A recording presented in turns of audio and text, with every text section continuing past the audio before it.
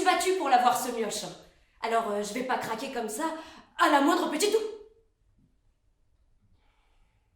Écoutez, je sais ce que je veux et c'est pas à vous de me dire ce que je dois faire. Bah, non, je sais pas si c'est un garçon ou une fille. C'est mon bébé, c'est le mien. C'est pas son sexe qui m'intéresse, c'est sa personne. Je sais, hélas, que votre sacrifice est inutile, mais merci tout de même. Oh, vous ne le connaissez pas. C'est une force de la nature. Il nage jusqu'à la mi-décembre entre les glaçons. Je l'ai vu couper une allumette à 15 pas. Miroslav. Non, l'autre, le monstre. Il arrive. Il est en marche. Oh, je ne vous connais pas. Je ne vous ai jamais vu.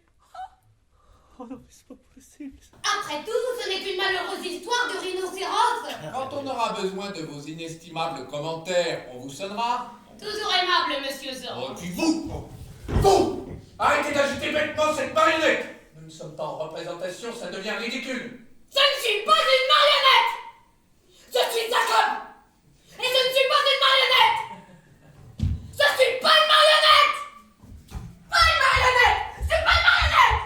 On sent son cœur qui bat, On peut commencer ? T'es nerveux, petit français? T'es vexé parce que tu connais personne de connu. Mais j'en ai rien à faire de tous ces gens connus.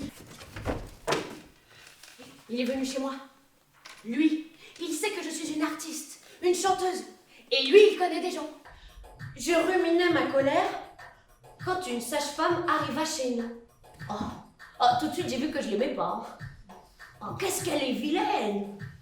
Et qu'est-ce qu'il y a dans son gros sac noir? Oh, bah, elle l'ouvre et elle en sort un petit rasoir effilé. Oh. Ah, ma mère m'a prise dans ses bras, elle m'a serré très fort, puis on m'a déshabillée et d'un coup sec,